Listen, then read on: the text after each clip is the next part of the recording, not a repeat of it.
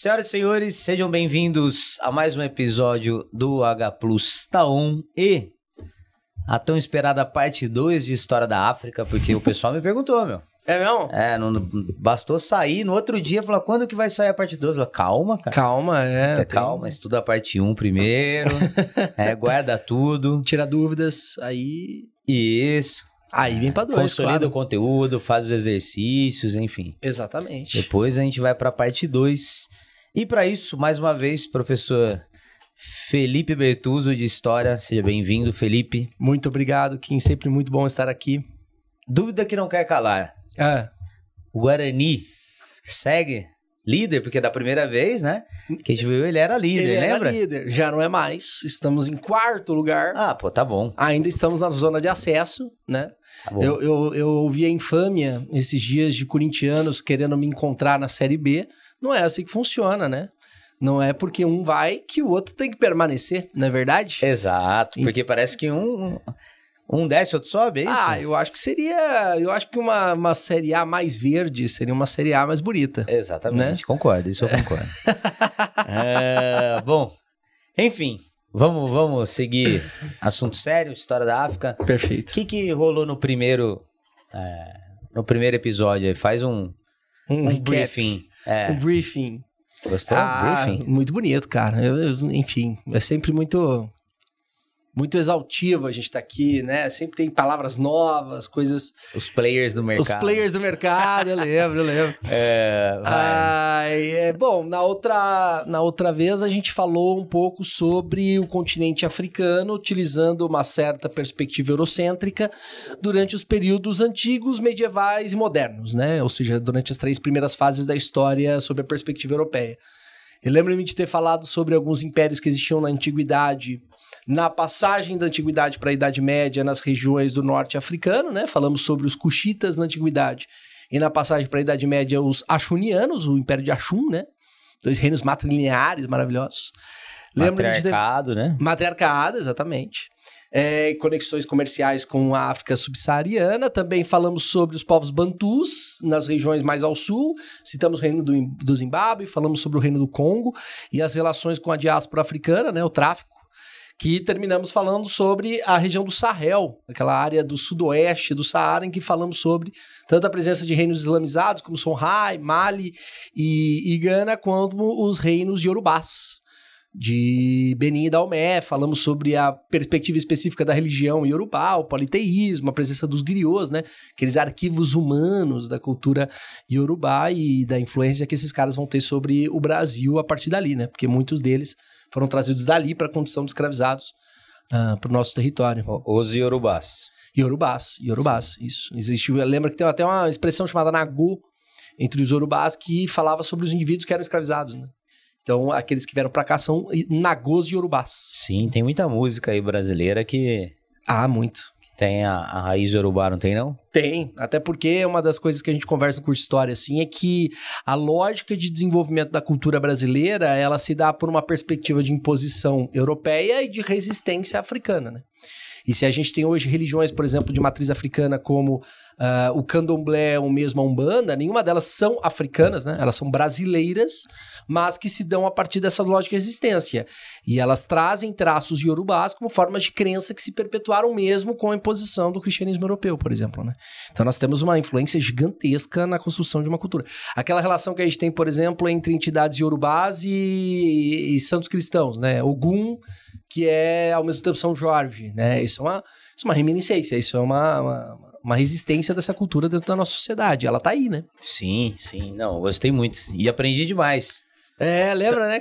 Tanto é que num outro episódio, acho que do H Plus News, tava falando do Sudão, enfim, sabe? Do conflito no Sudão que tá rolando. Aí eu até já usei algumas coisas dos cuxitas e achunitas, né? Gastei. Você foi buscar as raízes históricas, que isso, Exato. cara. Brilhou, hein, Ki? Aprendo rápido. Aliás, o que eu mais tenho feito aqui é aprender, juro. Imagina, né, mano? Conversa de tudo, assim. A única coisa, exatas tá um pouco difícil, mas vai. Mas vai. E até porque, exceção feita a minha humilde presença, o pessoal que vem fazer aqui o podcast é um pessoal de alto nível, né? Então, sim, a gente acaba aprendendo alguma coisa só de estar perto, né? Boa. Vamos embora? Bora. Seguir, por favor. Vamos começar, Vamos olhar para nossa primeira imagem. A partilha da África. Porque a perspectiva dessa segunda, né, desse segundo momento, dessa segunda gravação, é constituir os acontecimentos na África durante o período contemporâneo, né? E como a África passará por essa que a gente vê aí, fruto de uma conferência, denominada Conferência de Berlim, entre 1884 e 1885, que é a partilha da África. É o primeiro momento que, de fato, a gente pode falar sobre regiões que vão além do litoral africano e as margens de alguns rios, em que há um processo de colonização efetiva por parte do europeu, né? Tanto que é um erro comum que os nossos vestibulandos e vestibulandas às vezes cometem, que é achar que a África foi colonizada ao mesmo tempo que o Brasil. Não é verdade. O que há na África durante o período de presença portuguesa, por exemplo, são feitorias fortes litorâneos que se estabeleciam por alianças com povos locais, em alguns lugares como Angola, com maior aprofundamento territorial, mas a ideia era muito mais comercial, né? Aqui não. No século XIX a gente começa a ver um processo de ocupação a ponto do continente ter sido todo retalhado, né? Eu gostei desse mapa porque ele mostra com muita clareza assim, quais são os territórios e quais são, ali na legenda, os reinos europeus ou os países europeus que ocuparam os territórios, né? Então aí a gente não está mais só numa área litorânea, né? Numa lógica litorânea, a gente já está falando sobre um processo de ocupação. E eu tô vendo o mapa aí, primeira vez assim que eu tô vendo, França e Reino Unido, basicamente... Basicamente a coisa toda, né? É isso, não é? É isso mesmo, é isso mesmo. Tanto que é interessante porque a gente tem que lembrar, assim, que do ponto de vista geral, a transição entre o mundo moderno e o mundo contemporâneo, embora formalmente seja 1789, queda da Bastilha, 14 de julho, a Revolução Francesa, do ponto de vista material, o grande acontecimento ao final do 18 que vai mudar completamente as relações de produção da história da humanidade é a primeira Revolução Industrial, né? Ou a primeira fase da Revolução Industrial, que acontece no Reino Unido, Alemanha e Países Baixos. Normalmente se estabelece com mais clareza no Reino Unido a partir do século XIX, originalmente no centro inglês, né? Cidades de Manchester, Liverpool, ali onde tem as rivalidades do futebol, né? Não nasceram ali à toa, né? Não é em Londres, são nessas áreas de produção industrial.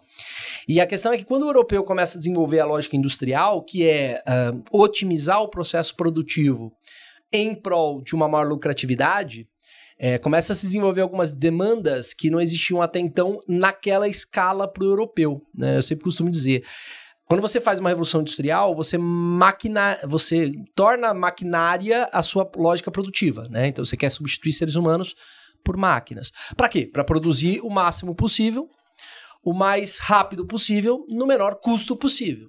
Exato. Só que, ao mesmo tempo, isso só existe e só se torna lucro uma vez que você consiga vender essas mercadorias. Então, a Revolução Industrial, ela cria uma demanda cada vez maior por combustível, né? A máquina precisa ter capacidade de gerar ou formas de geração energéticas que não sejam a ação do ser humano diretamente sobre elas. Precisa ter matéria-prima em larga escala e precisa ter mercado consumidor, né?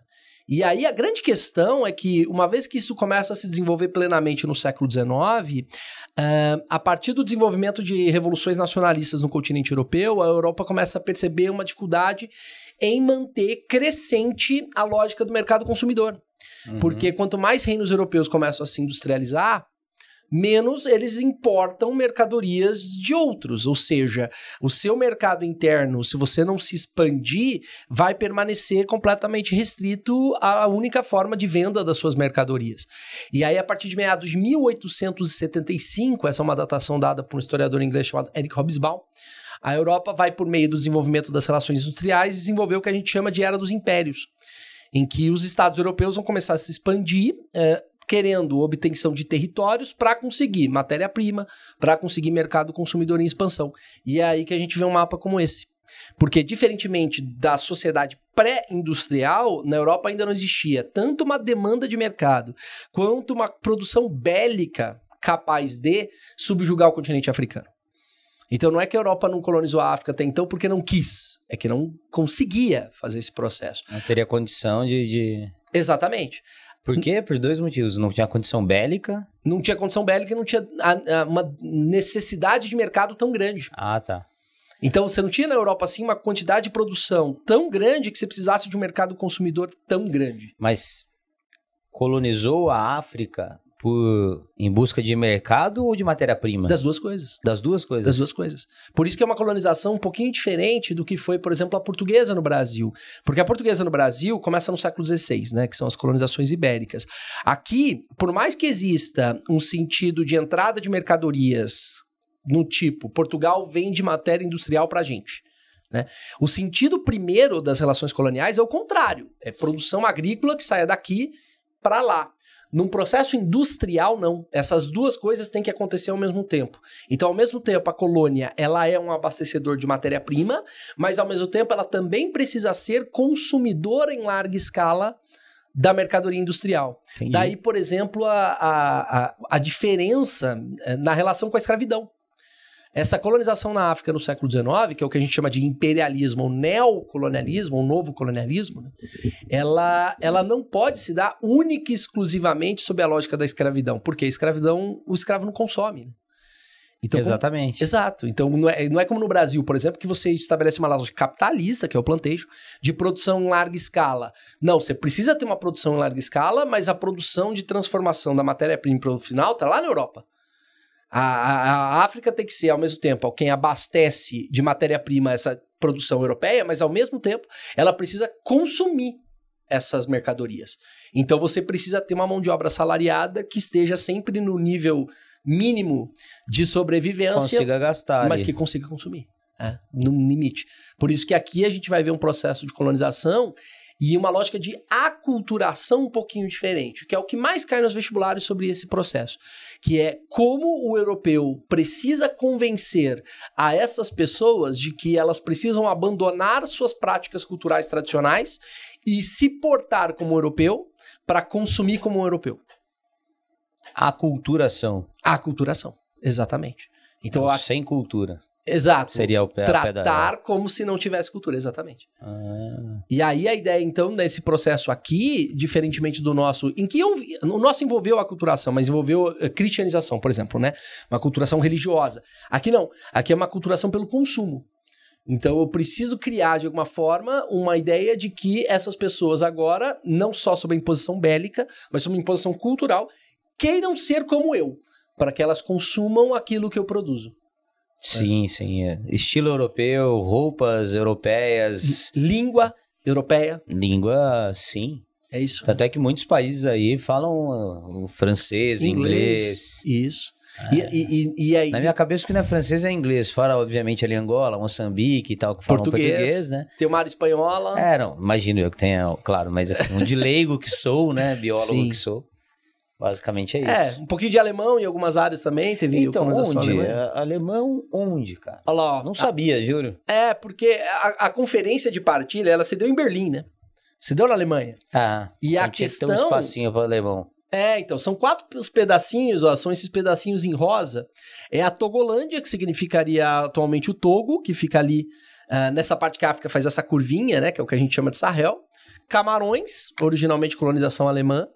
África Oriental e Sudoeste Africano, que são essas duas áreas em rosinha aqui, já mais ao sul do continente africano. Camarões, nossa, não imaginava. Era alemão, Muitos deles não têm reminiscências culturais da Alemanha, tem também a Somalilândia ali no cantinho, ao lado da Etiópia, mas ali era uma Somalilândia? Região... Somalilândia, É uma região separatista, inclusive, hoje da Somália. É um país, Somalilândia? Não, é parte da Somália hoje, mas é um território separatista. Estão querendo. Na verdade, assim, isso aí fatiado é tudo fake. É tudo fake. É tudo artificial, né? Porque a divisão de povos não é desse jeito, imagino eu. Não, porque quem divide é o europeu, né? E, portanto, ele divide de acordo com os critérios e necessidades dos europeus, né? Tanto que, historicamente, a gente, ao falar disso, falava-se assim, o europeu tinha que ter levado em conta a pluralidade étnico-cultural ao formar esses países. Não, mas ele não vai levar em conta. Não quer saber disso. Ele não quer saber. Ele quer saber daquilo que ele é...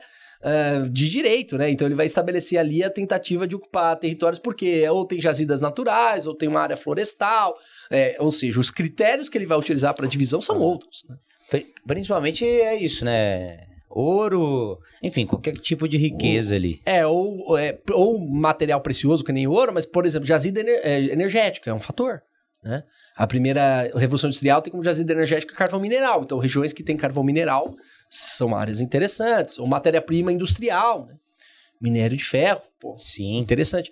Então, todo e qualquer tipo de riqueza e, ao mesmo tempo, também, regiões de muita concentração populacional. Para vender, no caso que você falou. Para ter mercado consumidor, exatamente. Sim, exatamente. O que a gente mais vê é assim, chegou na África, sugou tudo que tem lá. Mas, e agora já entendi que também formou um mercado consumidor, assim, onde tinha uma boa população ali para poder vender o que dali era extraído. E uma relação muito forte disso hoje se faz no vestibular em relação à língua. Porque, por exemplo, a questão fundamental da aculturação não é só uma imposição. É que nem nós, né? Nós temos inglês como quase uma segunda língua pretendida, pelo menos no Brasil.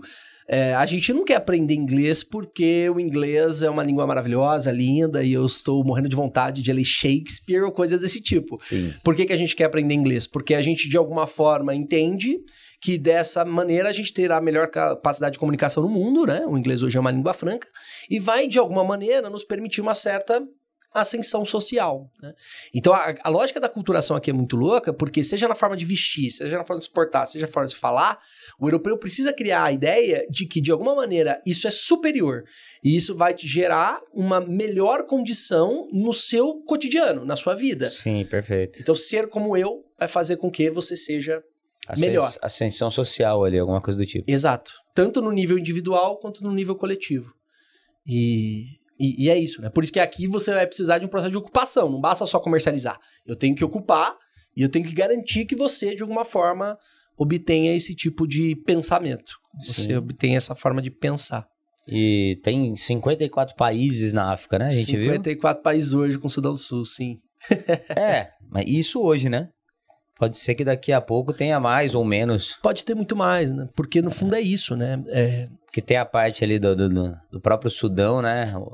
Que separou, virou Sudão do Sul, e agora o Sudão em si está em guerra civil. Isso, tem um canto ali da esquerda olhando pro mapa que tem... Não, pô, eu vi.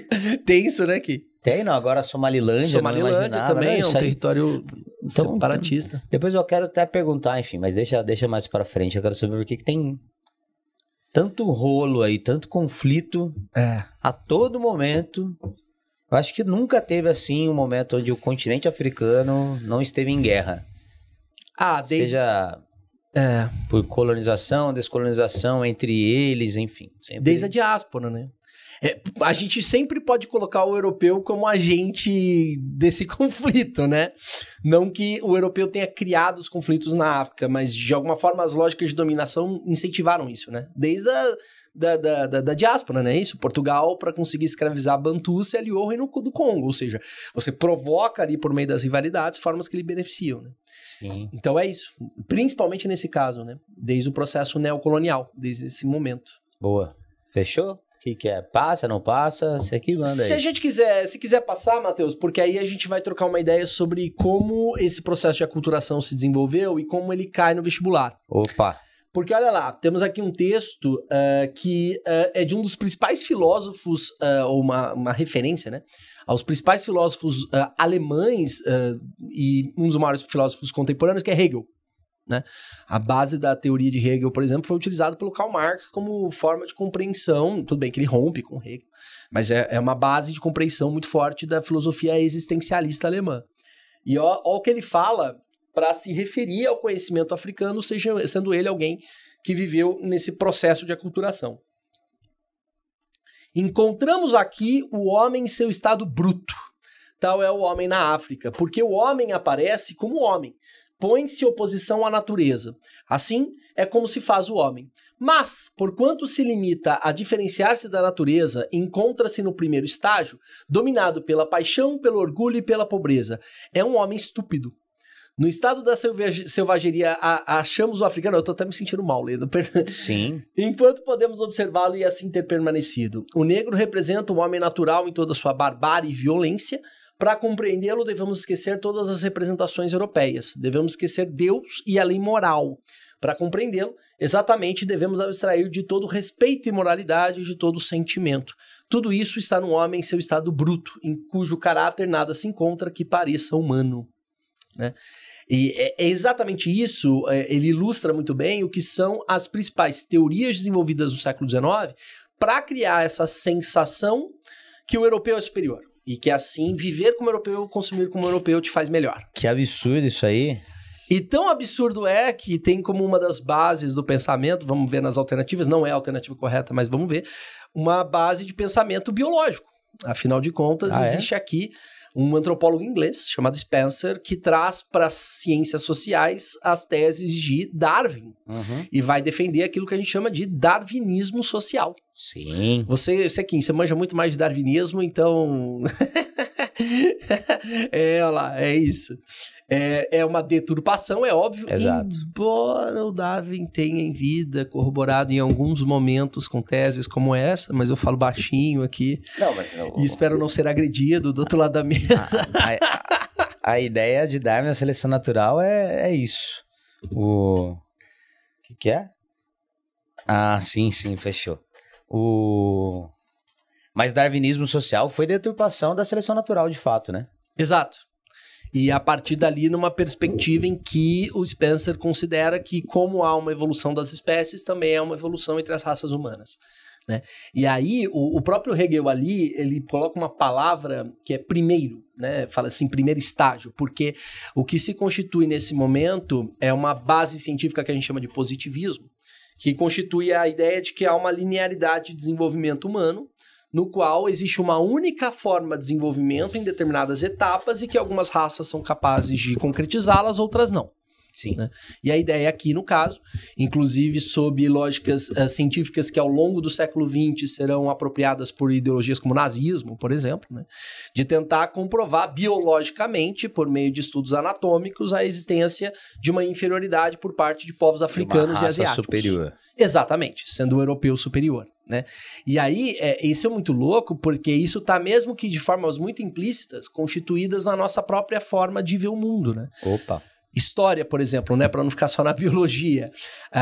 Uma das questões interessantes é que esses estados europeus, eles fazem questão de promover práticas educacionais nas colônias em que eles ocupavam.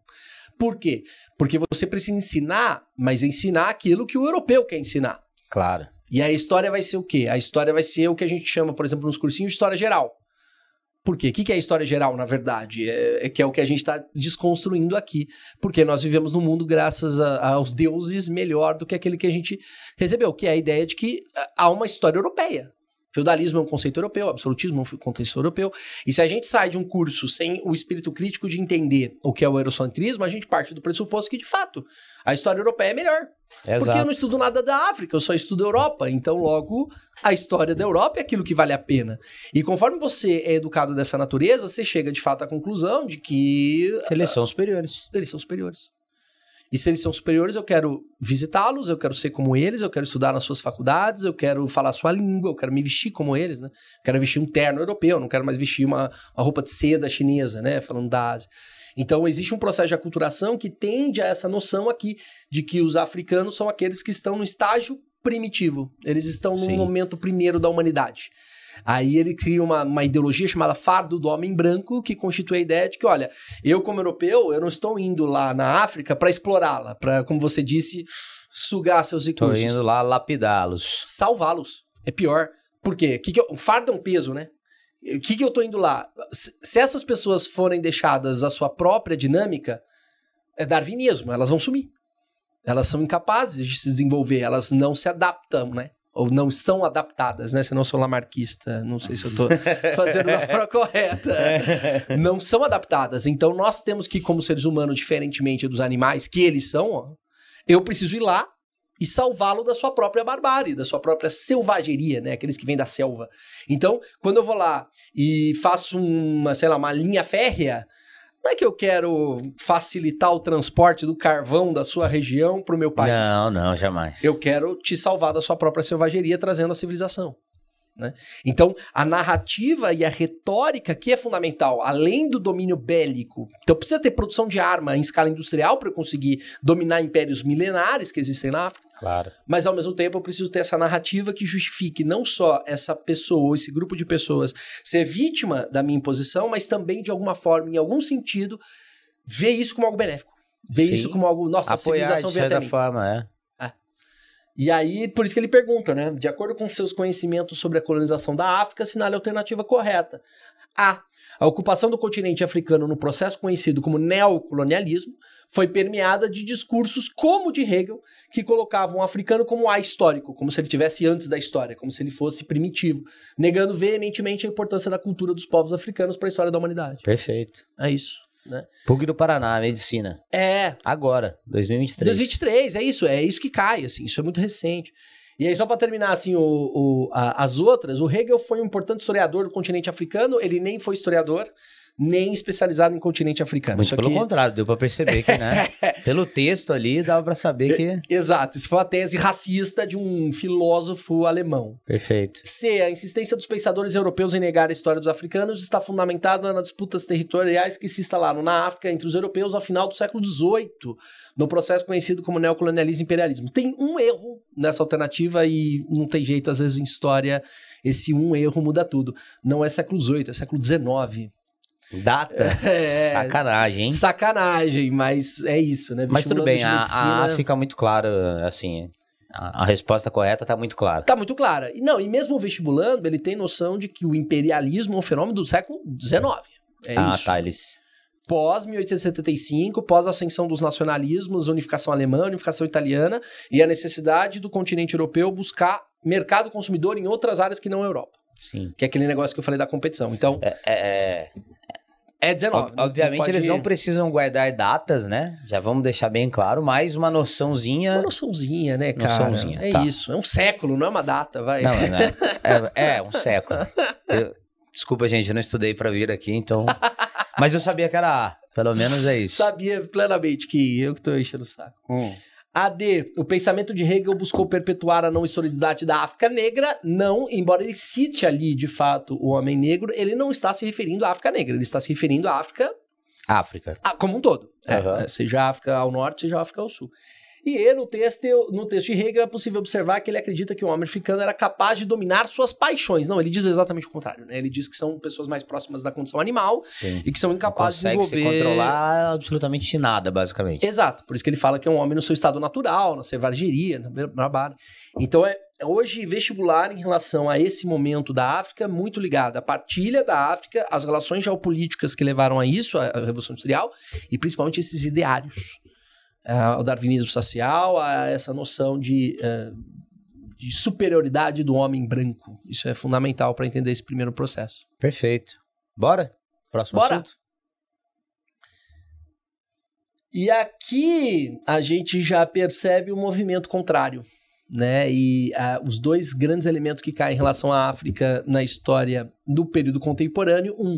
É o processo de formação daquilo que foi o neocolonialismo e a sua desagregação, né, que é a formação desses países que nós estamos. Esse mapa está um pouquinho desatualizado, né, não tem o Sudão do Sul ali, mas a ideia é que ele traga esse registro que está aqui na legenda, que são os processos de independência, como aconteceram em datas diferentes, em momentos diferentes, mas que foram formando esses países, né, então... como o neocolonialismo deixou de existir historicamente, passamos a ter os países independentes da África hoje. E ali, então, 1960, o processo de independência ali em todo... Chama muita atenção essa data, né? Porque tem muitas ex-colônias que passam a ser independentes em 1960. Né? Nossa, muitas. O amarelo ali se destaca bastante. De 40 a 60, né? Basicamente ali. Sim.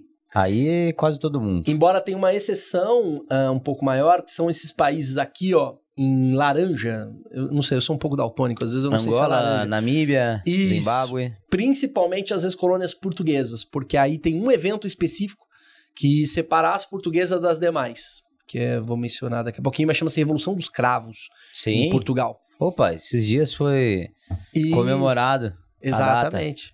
Lula tava lá e teve protesto. Exatamente. Não foi nessa data? Foi exatamente isso. Eu sei até por quê.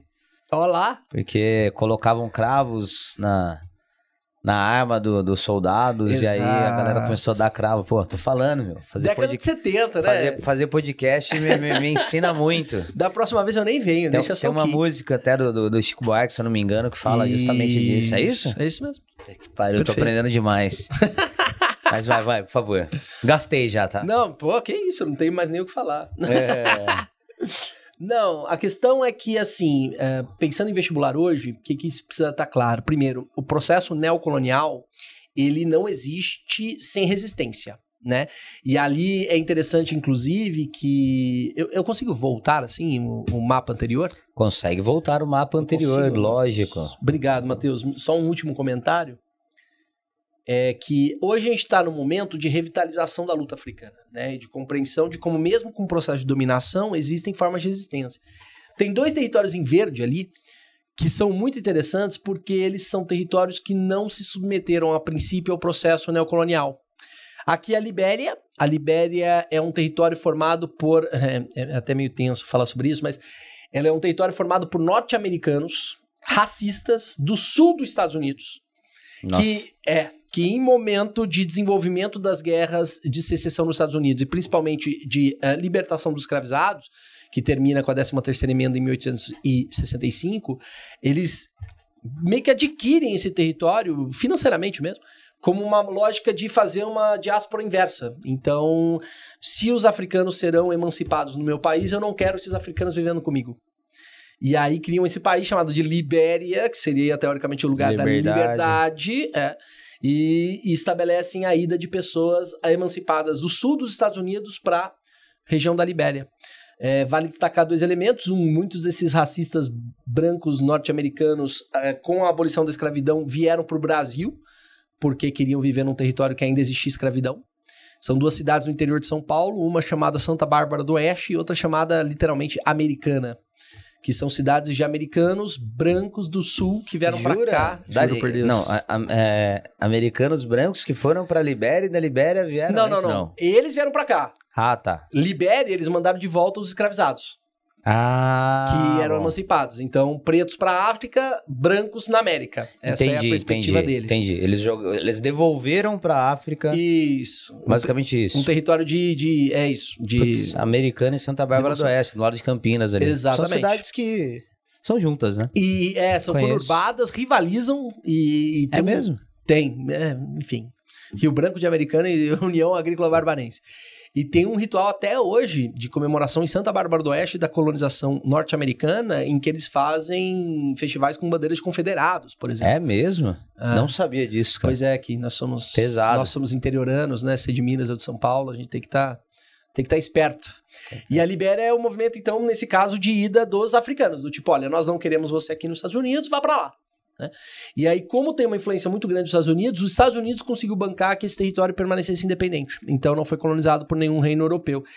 E o outro que é muito mais legal, que é aquele em verde, que é o que nós falamos na semana passada, antigo reino de Axum, na última vez que nós gravamos, que é o reino de Axum, atual Etiópia, que dentro da partilha da África foi dada à Itália, era uma das colonizações italianas, e a Itália perdeu a guerra contra os etíopes entre 1894 e 1895.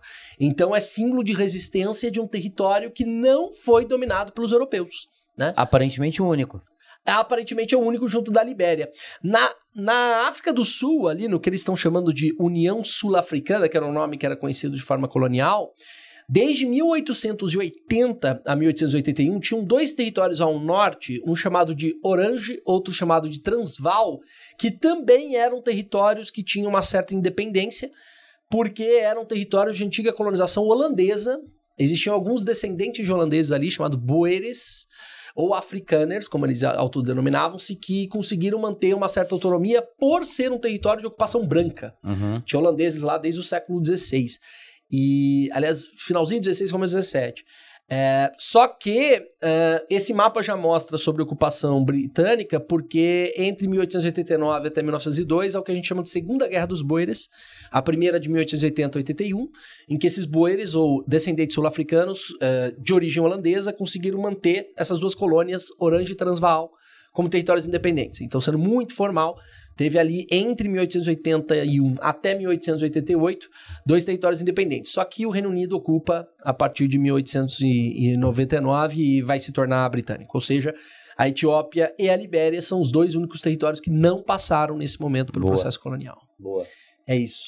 Não sabia da Etiópia, não. Nem da Libéria, na verdade. Etiópia é mais interessante, a Libéria pode aparecer alguma coisa relativa a nós, né? Por ter territórios no Brasil que são também consequência daquele processo. Sim, faz sentido. E aí, voltamos a esse aqui na Voltamos a esse porque são os territórios que fizeram a sua independência. Repara que a Etiópia ali, ela tá sobre um processo de emancipação, porque... Aí é uma questão interessante, porque como a Etiópia venceu a sua guerra neocolonial, o país que não a dominou, que é a Itália, criou um ressentimento gigantesco na formação do seu país, que se unifica em 1870, porque nós somos o reino europeu que perdeu uma batalha neocolonial, né? Se existe toda aquela teoria racista que o africano é inferior, como é que a gente perdeu para essas pessoas? Italiana, né? Então, né? Pois é. Então, por quê? Não todos, claro, mas é muito clássico isso, né? É muito forte, cara. Principalmente no norte da Itália, né? Exato. E aí o que acontece? Eles são racistas entre eles. Pois, então, exatamente isso. Por quê? O que acontece? Termina a Primeira Guerra Mundial, que é o primeiro grande conflito industrial da história, e o mundo eurocêntrico vai ter que se reorganizar porque esses caras gastaram fundos e mais fundos numa guerra em que, embora a Tríplice Entente do Reino Unido, da França e originalmente da Rússia, que sai, seja vencedora, na prática nenhum país europeu saiu bem da Primeira Guerra Mundial. Né? Exato. Então todo esse processo estruturado que eles constituíam ali era um processo que custava muito, né? Só que na Etiópia especificamente tem o caso porque a Itália, ela sai de uma participação pífia na Primeira Guerra Mundial e quando na década de 20 ela começa a se reconstituir, tem um partido que começa a crescer bebendo exatamente na ideia de que ele vai restaurar o orgulho italiano, que é o partido fascista, Benito Mussolini. E a Etiópia virou uma bandeira para o Mussolini. Em 1935, ele, de fato, ocupa a Etiópia, depois da Primeira Guerra mal-sucedida. Na Segunda Guerra Ítalo-Etíope, ele ocupa, porque era uma forma de mostrar que o fascismo trazia novamente a Itália. Então, de 35 até 45, a Etiópia esteve sob posse italiana. Então, ela chegou a ser ocupada por cerca de 10 anos. Agora, quando comparada com os restantes, né, com os demais, a gente estabelece que, é como se ela não tivesse sido ocupada. E após 45, com a derrota na Segunda Guerra Mundial, a Etiópia volta a constituir sua emancipação. A Segunda Guerra Mundial também enfraqueceu muito ali, né? Foi muito dinheiro gasto, vidas, enfim. Se a primeira já foi, né? É isso. E você sabe que é por isso que a gente começa a condicionar o processo de autonomia e emancipação da África, porque tem que sempre pensar nessa dupla natureza. As resistências internas, e elas sempre existiram, né? Sim. Tem quem resista a um processo de aculturação. Mas, por outro lado, a própria incapacidade dos Estados europeus de manter controle sobre esses territórios. Então, por exemplo, ao final da Primeira Guerra, já sobre uma lógica de alto custo, a maior parte das colônias, ou elas se tornam independentes do ponto de vista administrativo, ou o que a gente chama de monarquias colaboracionistas. Uhum. Então, o que o europeu percebeu, por exemplo? É muito mais fácil, para eu manter um território, eu ter aqui uma elite local que eu privilegio em relação aos demais. Isso. Para que assim ela sirva como a ponte entre o domínio naquele território e nós. Perfeito. Até porque a África é gigantesca e, por exemplo, a Inglaterra não tem gente o suficiente para ocupar e garantir o controle de todas essas regiões. Sim. Então, a partir da Primeira Guerra Mundial, por exemplo, o Egito, ele se torna uma monarquia colaboracionista para a Inglaterra desde 1921. Então, tem lá um rei local, só que o rei do Egito, ele é parça de um militar inglês. Que isso. manda ali. Por exemplo, naquele canal tão importante entre o Mar Vermelho e o Mar Mediterrâneo, que é o Canal de Suez. Né? Sim. Fundamental. Região de Ruanda, por exemplo. Ruanda é um caso muito legal. Quer dizer, na verdade não é nada legal, mas é um caso muito único, porque Ruanda originalmente era uma colônia alemã, também fazia parte daqueles pequenos territóriozinhos que foi dado à Alemanha. Ao final da Primeira Guerra Mundial, a Alemanha, como perdeu a guerra, perde todas as colônias, né? E elas passam a ser repartidas por países vencedores. E Ruanda vai para a posse belga. Por isso que os ruandenses hoje falam francês como segunda língua, além das línguas locais. Também falam inglês por causa da influência norte-americana posterior, mas falam francês por causa da ocupação belga. Sim. E a Bélgica, que também ocupou essa região chamada Zaire, hoje chamada de República Democrática do Congo, é um dos reinos mais violentos e de menor respeito aos direitos humanos. Fazia zoológico de seres humanos que eles levavam da região de Kinshasa, no Zaire, para Bruxelas, para ser expostos pelas pessoas. E também a Bélgica fez esse tipo de prática, que é o que a gente chama de monarquia colaboracionista. E é interessante porque, como o europeu não respeita nenhum tipo de fronteira humana, cultural, boa parte dessas divisões acabaram colocando povos que eram rivais entre si no mesmo país. Isso não é, de alguma forma, uma maneira aleatória. Muitas vezes o europeu faz isso de propósito. É mesmo? Porque se você tem dois grupos rivais, favorece um em detrimento ao outro e você consegue garantir um controle colonial. Então, por exemplo, tem um povo chamado Tutsi, dentro da região de Ruanda, que historicamente, desde o século XVII, exercia algumas relações de poder ali onde hoje é Ruanda, e havia se constituído sob uma mitologia em que acreditavam ser monarcas de origem divina. E que eles seriam uma nobreza ali, de origem divina, que manda em todos os outros povos. E subordinava, durante o período colonial, um povo chamado Hutus, que era a maioria da população. Conheço. O que acontece? Em 1962, após todo o processo de Primeira e Segunda Guerra Mundial, a economia europeia é completamente fragilizada, eles começam a perder controle do seu território. Por isso que tem tanta independência a partir de 60. Perfeito. O europeu não consegue mais manter, né? Só que o problema é, quando sai o europeu, ele manteve, durante décadas, uma das facções, um dos povos, dominando o outro. Quando ele sai, a partir de 62, ainda por causa da Guerra Fria, há um certo equilíbrio. Porque também fazia a Guerra Fria a mesma coisa. Então, Guerra Fria é aquele período de contexto entre Estados Unidos e União Soviética. Estados Unidos armava um lado, a União Soviética vem e arma o outro. Perfeito. E aí você entra em guerras civis, armadas de ambos os lados, mas sob uma certa forma de equilíbrio. Termina a Guerra Fria em 1991, o que acontece? Ruanda é um país que abre-se para um processo teoricamente democrático de escolha de presidentes, tem maioria Hutu, mas historicamente havia sido dominada pelos Tutsis. Os Hutus conseguem estabelecer a presidência. Os Hutus usam o assassinato de um presidente, na verdade foi um desastre aéreo, em 1994 para justificar o extermínio étnico sobre os Tutsis, que é o que a gente chama de genocídio em Ruanda. Eu lembro disso. Você lembra tem um filme chamado Hotel Ruanda, que é muito bom sobre o assunto. Exatamente. Por quê? Porque uma vez que você perpetuou um povo se impor sobre o outro por décadas, e aí o europeu dá um maquinário bélico-militar para isso acontecer, uma vez que termina o processo colonial... Vou descontar.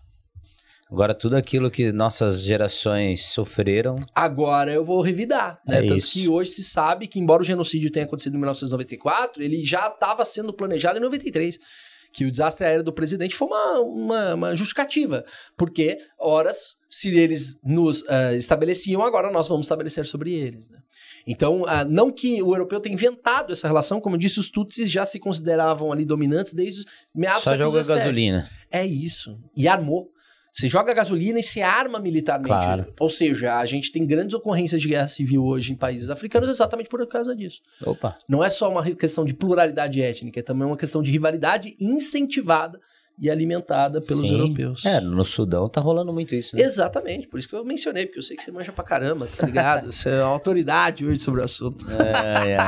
E aí, o que mais? E aí é isso, né? Tanto que repara que antes da Segunda Guerra Mundial são 3 territórios, a princípio, que estão estabelecidos aqui como independentes: a Libéria, Egito e África do Sul. E tanto o Egito quanto a África do Sul eram essas que eu chamei de monarquias colaboracionistas, ou seja, não era independente de fato. Sim. Sempre foi brother. Estava sob domínio, Esse processo de fato de emancipação, ele só começa a se desenvolver plenamente após a Segunda Guerra Mundial.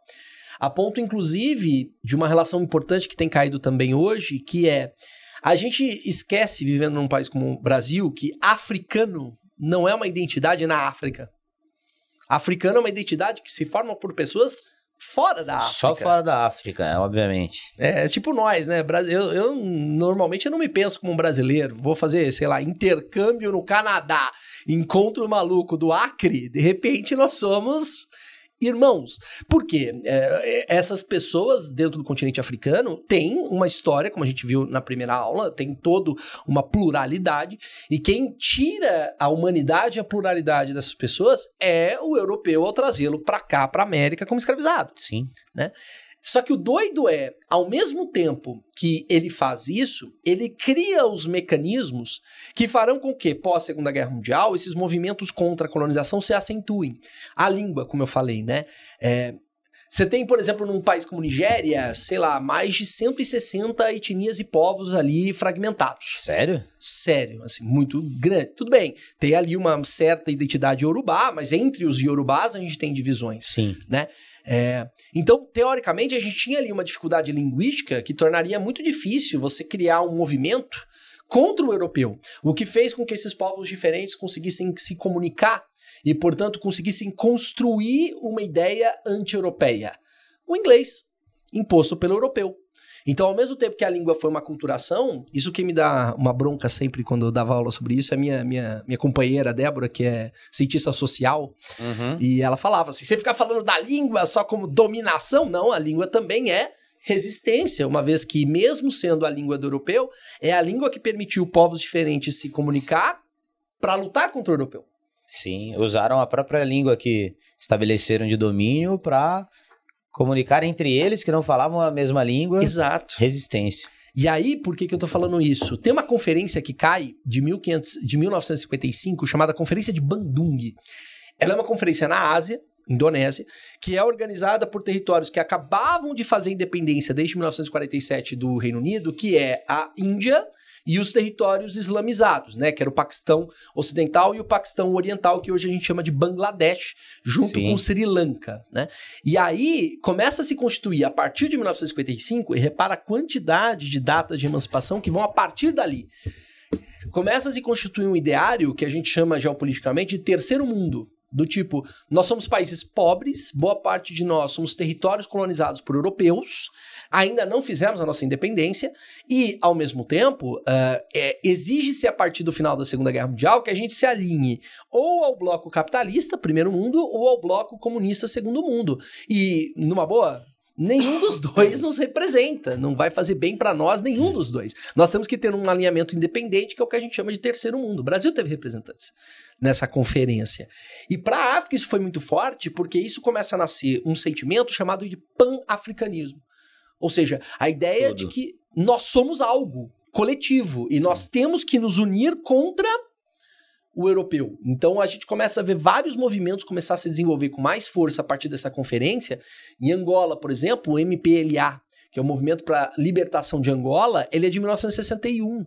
Ou seja, ele parte desse movimento em que, pela primeira vez, um ideário começa a se espalhar entre territórios na Ásia e na África de emancipação, não individual, mas coletiva. Por isso que você vê, por exemplo, 60 é um ano de muitas emancipações, porque esses países estavam construindo um ideário coletivo de que, olha, nós somos países diferentes, mas nós temos algo em comum, nós somos africanos. E nós precisamos nos defender frente à predação e o ataque da Europa, e mesmo que seja depois Estados Unidos, União Soviética, né? Sim.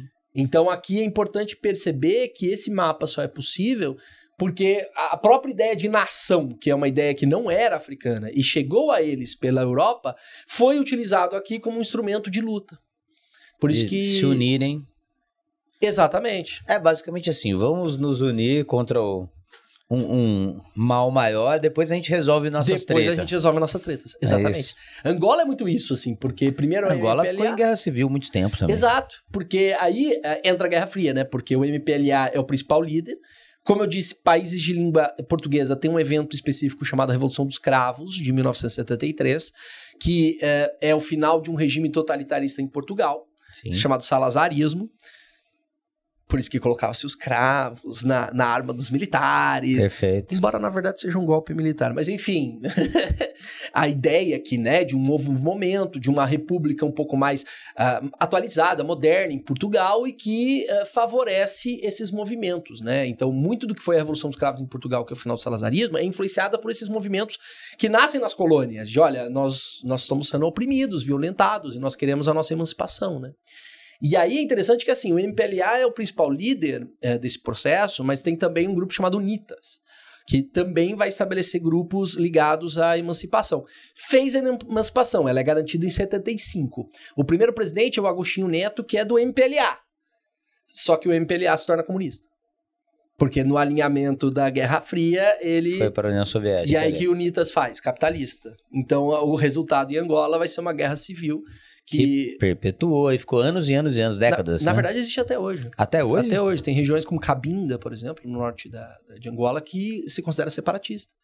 Eu achava que tinha até hoje terminado. Eu achava. Ali Luanda, né? A capital da Angola, a guerra Luanda. civil mais forte vai até 1998, mas ainda existem conflitos locais em Angola até hoje. Tá. Deve ter caído pro interior aí da Angola, imagino eu.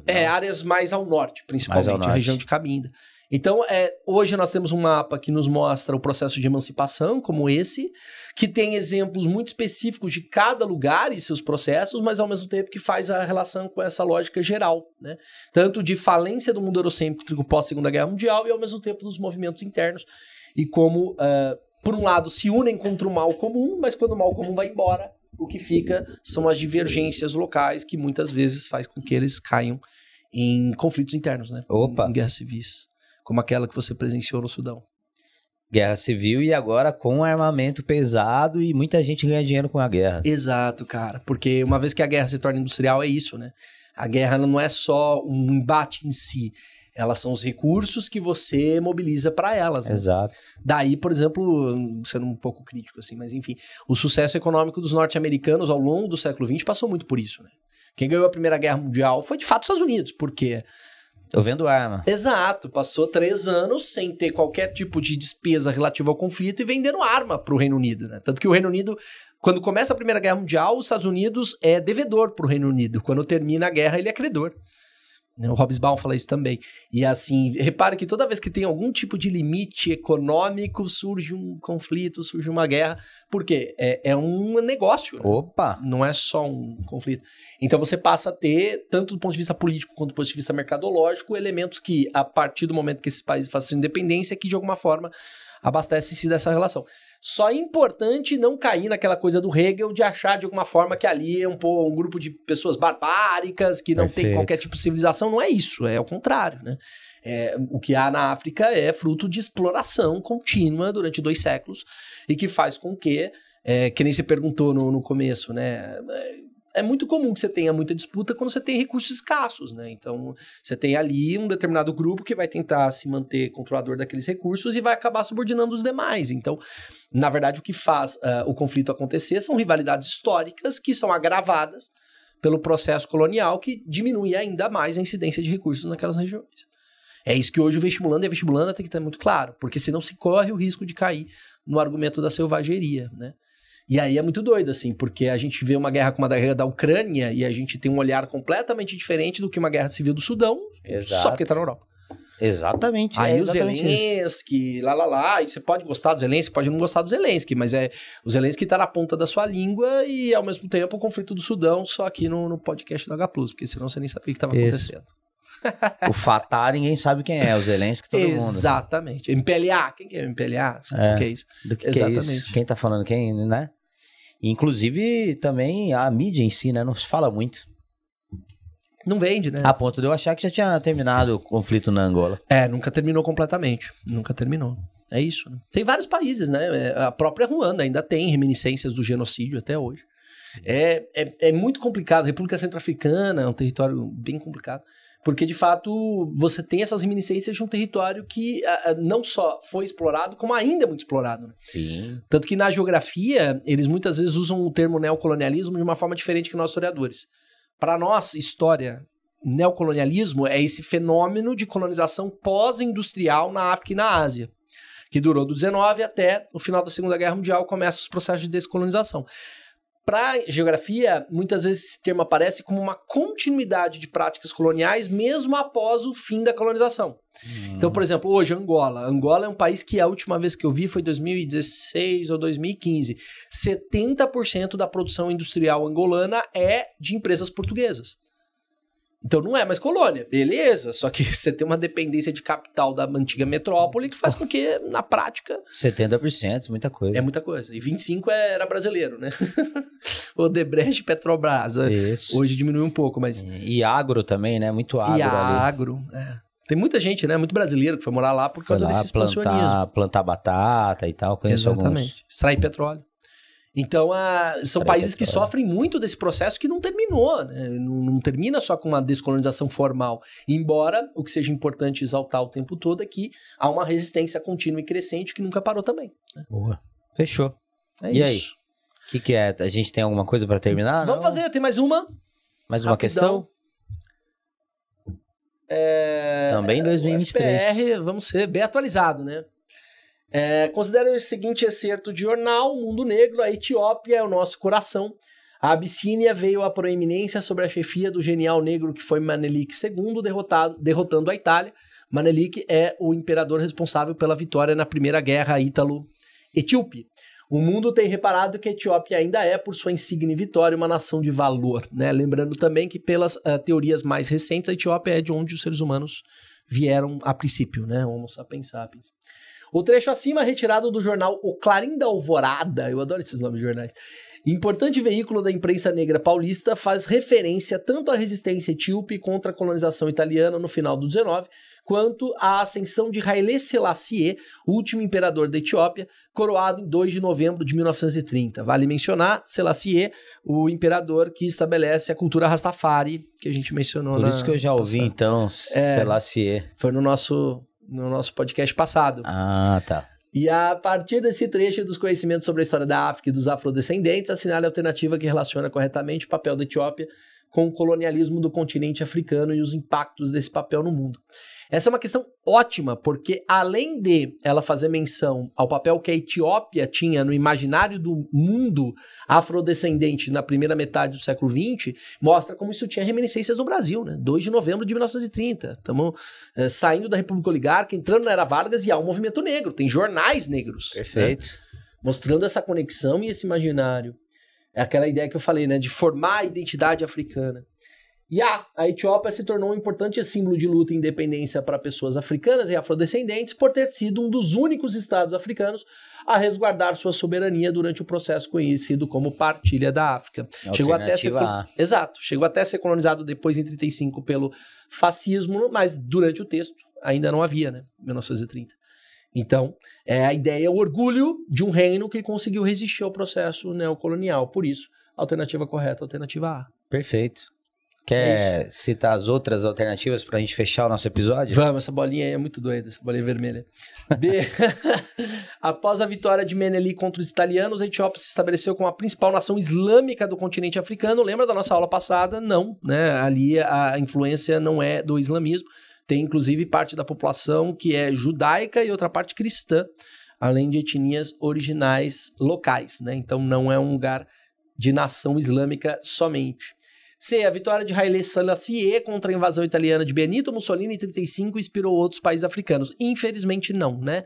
Eles vão ser vencidos pelos italianos em 1935. Eles conseguiram manter a autonomia da partilha original, que é a Conferência de Berlim entre 1884 e 85. Entre 1935 e 1945, eles estiveram sob domínio da Itália fascista. D. A derrota italiana contra os etíopes na Batalha de Ada, em 1896, foi o ponto de partida para o surgimento do pan-africanismo. Também não. Embora essa batalha seja real, o pan-africanismo ele nasce pós-Segunda Guerra, com o enfraquecimento das relações europeias e a noção de que nós, como africanos, temos algo em comum para nos libertar dos europeus. Né? Conferência estabelecida em 1955, que vai estabelecer essa lógica de partilha, essa lógica de organização na Indonésia, a Conferência de Bandung. Exato. E a Etiópia conquistou o reconhecimento global por ter sido a única nação africana a participar da Conferência de Berlim. Não, ela não participou, ela resistiu à conferência, é isso, né? Ela não aceitou a partilha da conferência que dava a Abissínia para a Itália. Então, alternativa correta, alternativa A. Boa. Fechou. É isso. É isso? Encerramos a nossa aula, né? Cast? Fizemos um panorama da África desde a antiguidade até os dias de hoje, cara. Muito bom. Tá legal, né? fica tanto para os processos seletivos de fim de ano, como para as provas de meio de ano. Perfeito. Agora tem o EG, tem UFO, tem várias e várias particulares da VUNESP, por exemplo. Exatamente. Fora as outras provas aí, saindo do eixo do sudeste da vida, tem muita coisa rolando e já mês que vem. Menos de um mês já começa a bateria de provas de meio de ano. Exato. E se pegar legal, dá pra ver que esse podcast não só vai te matar questões ligadas à história da África especificamente, mas a eventos do século XIX e XX da história europeia também, né? Boa. Então, é isso. É isso. Espero que todos tenham entendido. Eu aprendi demais. Juro. Consegui ser sucinto? A gente sempre tenta. Só pra vocês terem uma noção, a gente sempre fala assim, pô, meia hora. Quanto tempo deu? Já deu 1 hora ou não? Já deu 1 hora. É isso, dobrou a meta. Dá pra falar mais coisa ainda. Dá? Você foi sucinto, né? Fui sucinto, dá pra falar de cada um dos países. Normal, isso é coisa de historiador. Professor de história é assim mesmo, viu, gente? Até porque tem muita coisa. O importante isso. É que a galera acerte as questões, esse é o mais importante. Exato. E no que tem caído nos vestibulares, como tem caído, e esse é o nosso foco, né? Perfeito. Isso é legal. Até porque muitos cursos nem têm esse tipo de aula. Perfeito. E esse é um problema Chega lá no vestibular e fala, pô, não tive isso no cursinho. Isso rola. E aí a instituição, o cursinho fala, mas isso aí é um detalhe, isso é uma nota de rodapé. Cara, quando começa a cair na quantidade que tem caído, não é mais nota de rodapé, né? Não é um detalhe. Exatamente. Não pode ser uma surpresa que os cursinhos... Isso pode acontecer, claro. Quando cai alguma coisa fora da curva, fala, opa... Mas já não é. Não estamos mais nesse lugar. É isso. Fechou. Da hora. Felipe, muito obrigado pela presença, pela aula, pela paciência, deslocar-se até aqui. Não, maravilhoso. A gravar. Espero que vocês tenham gostado. Na primeira, o Guarani estava em primeiro, agora está em quarto. Espero na próxima estar em oitavo e é isso aí. E a próxima, se vocês obviamente gostarem desse estilo de aula, nesse formato, por favor, falem, senão a gente vai fazer lá na sala de aula, no nosso esquema tradicional, que será a Revolução Mexicana. Então, se vocês quiserem a aula de Revolução Mexicana neste formato, gostou? Tô jogando pra galera. Gostei. Por favor, comentem aí se quer nesse formato. Se não for, a gente vai gravar na sala de aula lá, com a luzinha, enfim, e vamos embora. Perfeito. Fechou? Isso aí, gostei. É isso. Então se prepara que hoje tem futebol. Preciso dar um show em cima do Felipe. Né? Porque além de professores, né, a gente também dá aula de futebol. Sim. E esse é o problema, né? Aula de manhã, aula de tarde, aula de noite jogando bola. Não me canso de dar aula. É isso. Aula e show. Sou conhecido como Rafael Veiga, do salão. Pessoas, é isso. Ficamos por aqui, sigam o H Plus para ficarem antenados sobre outros episódios, outros assuntos. Comenta aí se vocês gostaram, se vocês querem mais aulas nesse formato. Tem Felipe, um episódio de atualidades também, né? Constante. Que tá rolando o H Plus News. Cara, fantástico isso aí. Gostou? Maravilhoso, gostei. Toda quinta-feira, 13 horas, H Plus News também, enfim. O Rosante? Com o Rosante. O Rosante. Fantástico, fenomenal.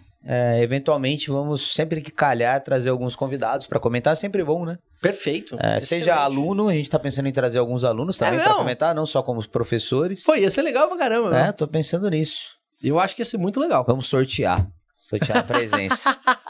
Tipo aquele pessoal de programa de auditório, assim, que cola. Isso, para você ser sorteado, você tem que seguir o Felipe, o H Plus, o Kim, o Matheus, enfim, é isso. Fechou? Fechou. E ainda compartilhar com mais 2 amigos um negócio assim, né? É isso aí. E tem a prova. É isso aí. Falou, gente. Valeu, obrigado. Obrigado, Felipe. Valeu, Matheus. Até a próxima. Beijo. Tchau.